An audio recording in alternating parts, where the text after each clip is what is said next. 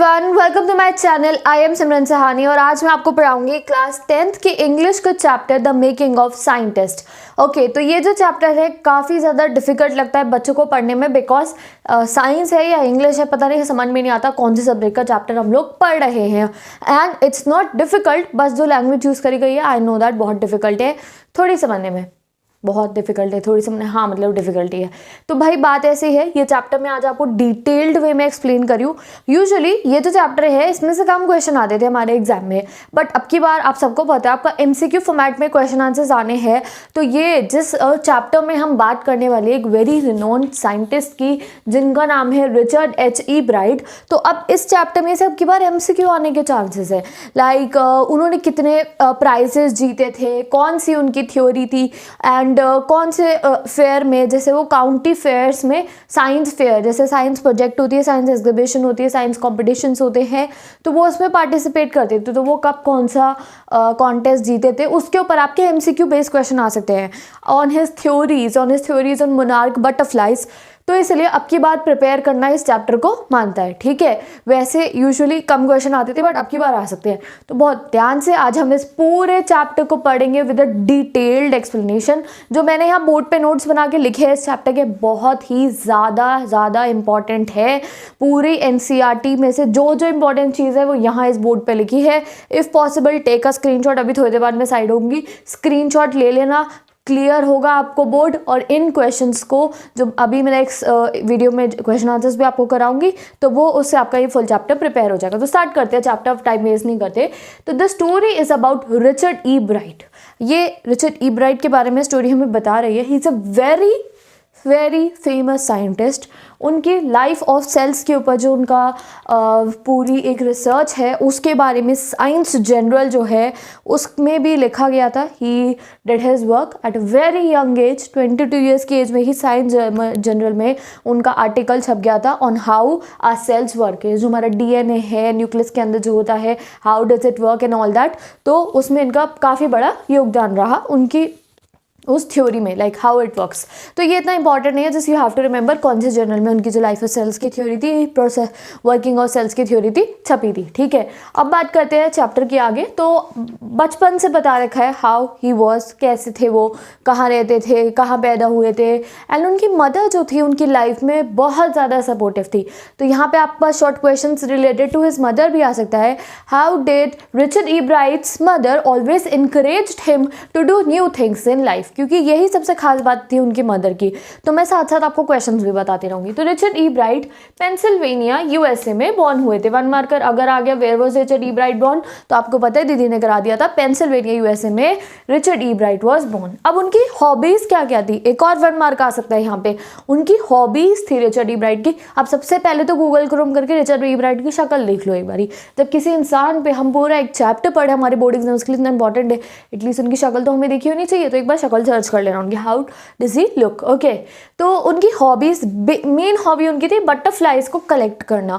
वो बटरफ्लाइज को जब वो किंडरगार्टन में थे तब से वो छोटे छोटे, हमारे प्री नर्सरी के बच्चे मारते एक दूसरे को, रोते या धाड़े मार के, बट ये किंडरगार्टन से ही, प्री नर्सरी से ही यूज्ड टू कलेक्ट बटरफ्लाइज। जो उनकी यार्ड में, गार्डन में, आसपास में बटरफ्लाइज होती थी वो पकड़ के ले आते थे और उनको कलेक्ट करते थे, उनको टैग करते थे।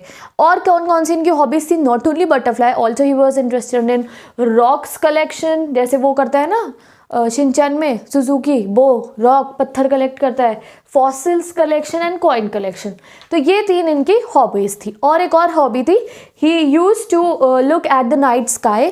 टेलीस्कोप से नाइट स्काई को वो देखते थे एंड स्टार्स की जो पोजीशन थी उसको कैलकुलेट करते थे, लिखते थे ये यहाँ है। हमें तो वो एक ही पता है, एक ही कॉन्स्टेलेशन हम लोगों को पता होता है 7 वाला, बट ये काफ़ी स्टार्स को ऑब्जर्व करते थे, ठीक है। इनकी जो मदर थी, अब इनके बारे में बताना, इनकी जो मदर थी she use to encourage him a lot. वो उनको लर्निंग न्यू थिंग्स के लिए बहुत इनकरेज करती थी। अब देखो ये बात थी, रिचर्ड E. ब्राइट थे ना तो ये स्पोर्ट्स में अच्छे थे ना बाकी किसी और चीज़ में अच्छे थे, ये बस एक चीज़ में अच्छे थे। वो क्या थी, कलेक्टिंग न्यू थिंग्स, ये कलेक्शंस करने में बहुत खुश है। तो इनकी मदर जो थी इनको बहुत इनक्रेज करती थी कि ये नई नई चीज़ों का कलेक्शन करे, नई नई चीज़ों के बारे में पढ़े, नई नई चीज़ों के बारे में समझे। इनके जो फादर थे उनकी डेथ बहुत जल्दी हो गई थी, पर तब भी उनकी मदर ने इनका बहुत साथ दिया।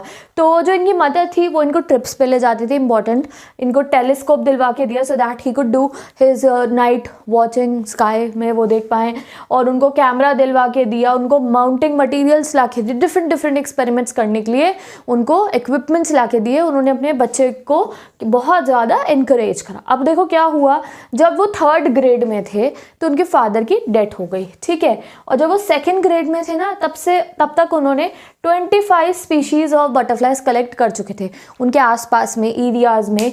2nd ग्रेड में जब वो थे, जितनी बटरफ्लाइज की 25 स्पीशी मिलती थी वो कलेक्ट कर चुके थे, है ना। वो काइंड ऑफ बोर हो गए थे बटरफ्लाई कलेक्ट कर करके, उन्हें और कोई मिलती नहीं थी, and he was not very enthusiastic to collect more butterflies. तो उनकी मदर ने क्या करा, देखो उन्होंने कलेक्शन करना स्टॉप कर दिया था। तो उनकी मदर एक बुक लेकर आई, a very important one marker for your board exams.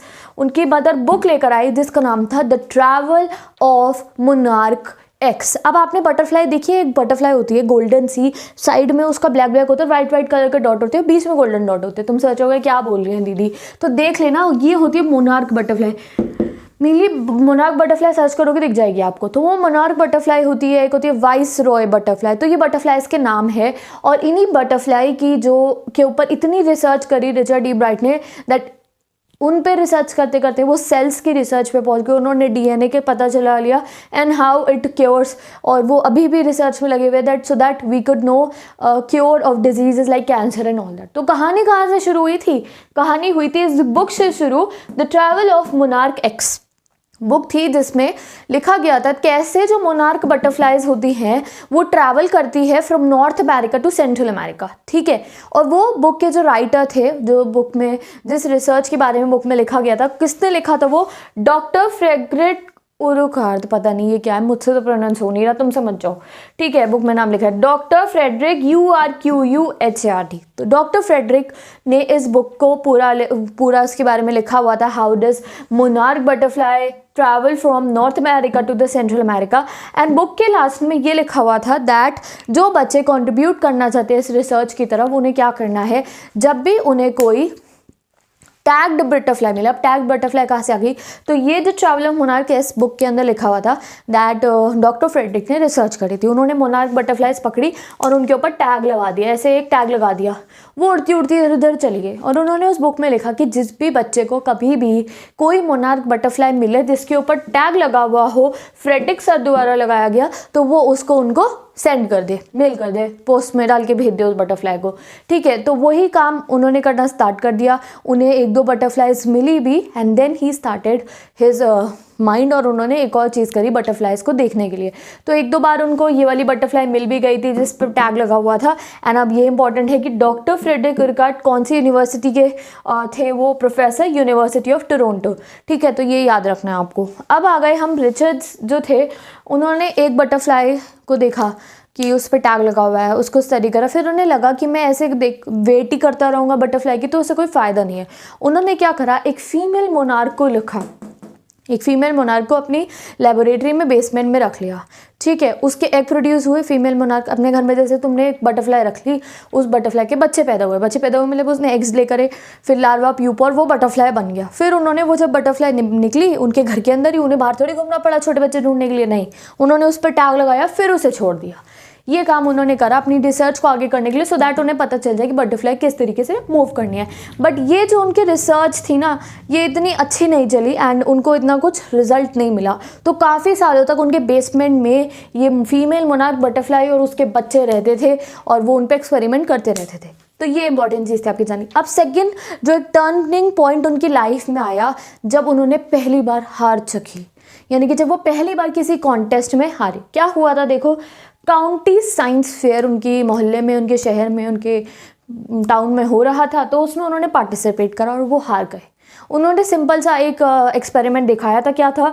Slides of frog tissue उन्होंने दिखाई थी एंड वो बिल्कुल हार गए और उस दिन उन्हें बहुत बुरा लगा। तो उन्होंने सोचा अगली बार जब कॉन्टेस्ट होगा तो मैं कुछ करके दिखाऊंगा। इसके लिए उन्होंने डॉक्टर फ्रेडरिक से काफ़ी सारे सजेशंस भी मांगे और डॉक्टर फ्रेडरिक ने उन्हें लिस्ट ऑफ सजेशन दिए जिस पे वो जो ईब्राइट हैं वो एक्सपेरिमेंट करके नेक्स्ट काउंटी फेयर में दिखा सकते हैं। So you can just see, take a screenshot, I am getting a sight so that you can see what's written on the board. Okay, अब हम आ गए हैं चैप्टर के नेक्स्ट मोस्ट टर्निंग पॉइंट पे, जिसमें प्रोफेसर ईब्राइट, डॉक्टर ईब्राइट की सारी discoveries के बारे में हमें बताया गया है, रिचर्ड ईब्राइट की। ठीक है, तो देखो 8th ग्रेड में जब ये 8th ग्रेड में थे, इन्होंने कोशिश करी एक चीज़ के ऊपर एक्सपेरिमेंट करने की। वो क्या थी?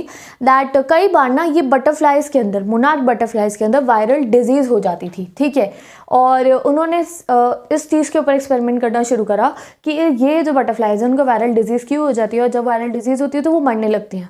तो उन्होंने फिर से अपनी लैब में एक्सपेरिमेंट करा। उन्हें ऐसा लगता था कि एक काइंड का बीटल होता है, जब वो बटरफ्लाइज के पास आता है तो बटरफ्लाइज मर जाती है। तो उन्होंने बीटल के साथ में कैटरपिलर को रेयर करना शुरू करा, यानी कि बीटल के पास में कैटरपिलर को पालना शुरू करा, बट तब भी उनको इस चीज़ का कोई रिजल्ट नहीं मिला। बट येस, ये इनकी लाइफ की एक बहुत बड़ी स्टार्टिंग पॉइंट था। He started taking more interest towards the science. अब नेक्स्ट उन्होंने क्या करा था? Science fair project. अब नेक्स्ट साइंस फेयर प्रोजेक्ट में उन्होंने क्या करा?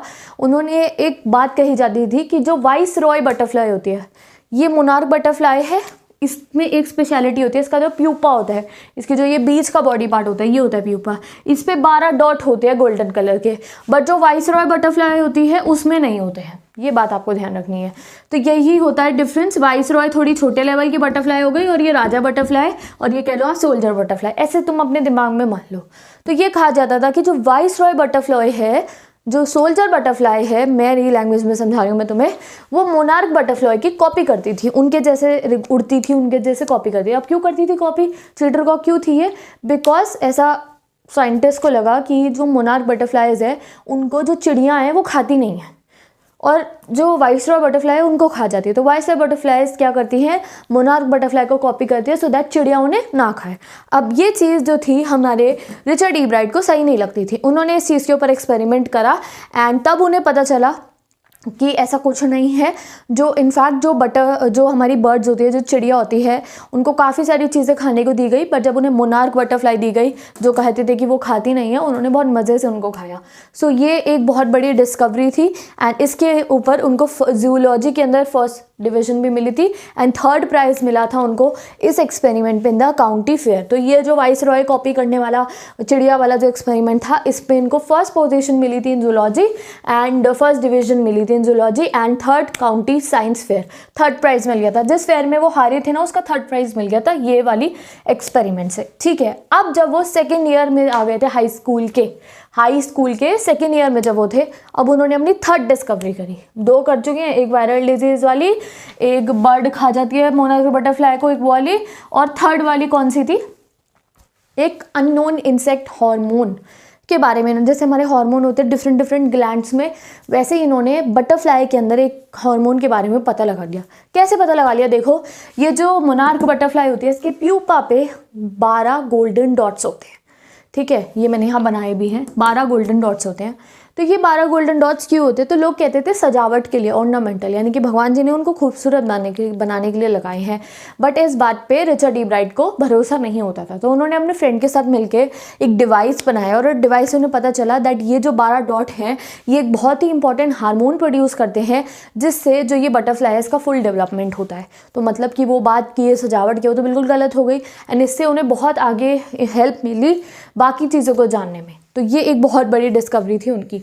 अब ये हार्मोन वाली डिस्कवरी के बाद ही उन्हें फर्स्ट प्राइज़ मिला था काउंटी फेयर में। तो अब आपको पूछूं मैं कि फर्स्ट प्राइज़ काउंटी फेयर में कौन सी वाली रिसर्च पे मिला था? तो ये 12 डॉट जो प्यूपा पे लगे हुए हैं उस वाली में मिला था। और जब वो फर्स्ट प्राइज़ जीत गए काउंटी फेयर के अंदर, तो उनको एंट्री मिल गई थी। जब एक प्राइज़ जीतोगे तभी तो आगे वाले कॉन्टेस्ट में एंट्री मिलेगी, डांस +1 जीतोगे तभी तो डांस +2 में जाओगे। तो उनको international science and engineering fair में एंट्री मिल गई थी। डन। तो ये एक बहुत ही इंपॉर्टेंट हमारा चैप्टर बस ऑलमोस्ट यहाँ कंप्लीट हो गया है। अब जो थे हमारे कौन, रिचर्ड इन्होंने क्या करा, अब ये अभी भी नहीं रुका, ऐसा नहीं इन्होंने सांस ले ली कि भैया मैं अच्छा खासा मेरे को तो फर्स्ट प्राइज़ मिल गया, नहीं, इन्होंने कंटिन्यू रखी अपनी advance experiments on monarch pupa. ये जो मोनार्क प्यूपा जिस पे 12 डॉट इन्हें मिले थे ना, उस पर इन्होंने बहुत एडवांस रिसर्च करी, तभी इन्हें आगे सेल के बारे में भी पता चला ह्यूमंस के। तो उस एडवांस रिसर्च करी और उस एडवांस रिसर्च के एक्सपेरिमेंट पे ही इनको इंटरनेशनल साइंस फेयर में भी फर्स्ट प्लेस मिली। तो काउंटी फेयर से भी ऊपर वाला जो एक फाइनल राउंड वाला जो एक वो होता था कंपटीशन, उनमें इनको फर्स्ट प्राइज़ मिला था ऑन एडवांस एक्सपेरिमेंट और ह्यूमन प्यूपा के ऊपर, ठीक है। और फिर उनको और भी ज़्यादा इसकी वजह से हेल्प मिली अपने साइंस करियर को आगे बढ़ाने के लिए। इनफैक्ट उनको 3rd प्राइज़ मिला था जूलॉजी के अंदर, एंड वो summer entomology lab of the Walter read army institute of research में उन्हें 2 साल तक काम करने का मौका भी मिला था। तो ये थी full life time of Richard H Ebright, जिसमें हमने पढ़ा दैट उन्होंने कैसे एक बार जब वो साइंस का काउंटी फेयर हारे, उसके बाद उन्होंने 3 बार अपने एक्सपेरिमेंट्स करे एंड फाइनली वो इंटरनेशनल साइंस फेयर, इंटरनेशनल सबसे बड़े लेवल के साइंस फेयर में भी उनको फर्स्ट प्लेस मिल गई। और उनको काफ़ी समय तक, इनफैक्ट 2 साल तक Walter read army institute of research की लैब में काम करने का मौका मिला। अब बात करते हैं जो उनकी थ्योरी थी on the cell, how cell work, वो पब्लिश हुई at only the age of 22 in the science journal में वो छप गई थी।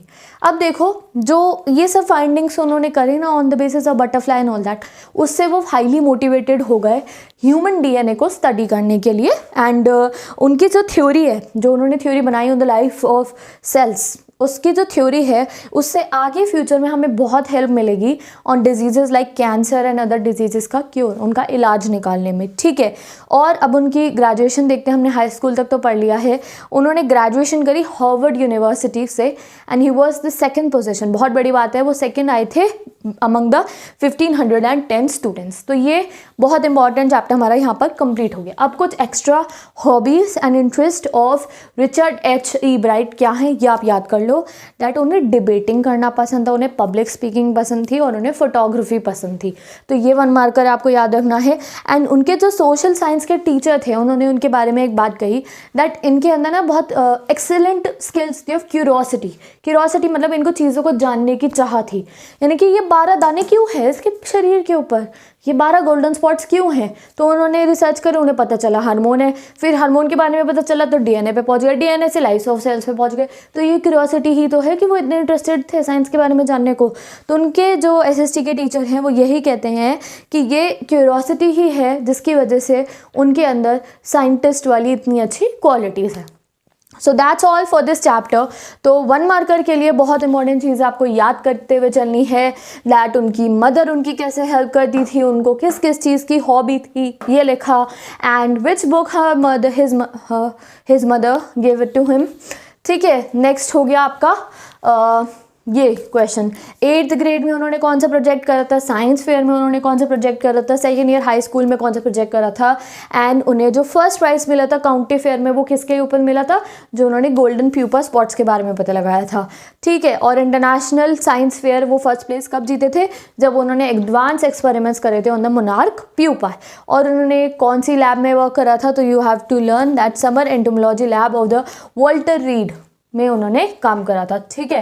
तो इसके इंपॉर्टेंट, अब आपको आज ये चैप्टर फुल समझ में आ गया, कोई क्वेरी तो नहीं है।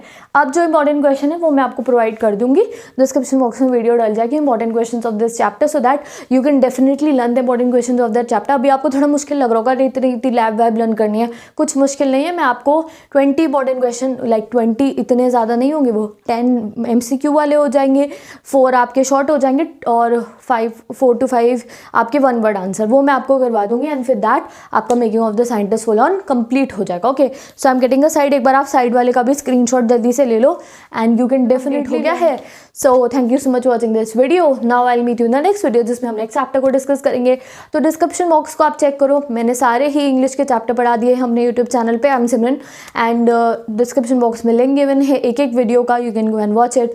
And important question series is there of SST and science, you can go and watch it. SST भी ऐसे ही डिटेल एक्सप्लेनेशन के साथ मैंने पढ़ाई है अपने चैनल पे, तो वो भी आप जाके पढ़ सकते हो। ओके, तो thank you so much watching this video. Now I will meet you in the next video. Don't forget to share this video with all your classmates and do subscribe to my channel अगर अभी तक आपने subscribe नहीं करा है तो। Okay, so I will meet you in the next video.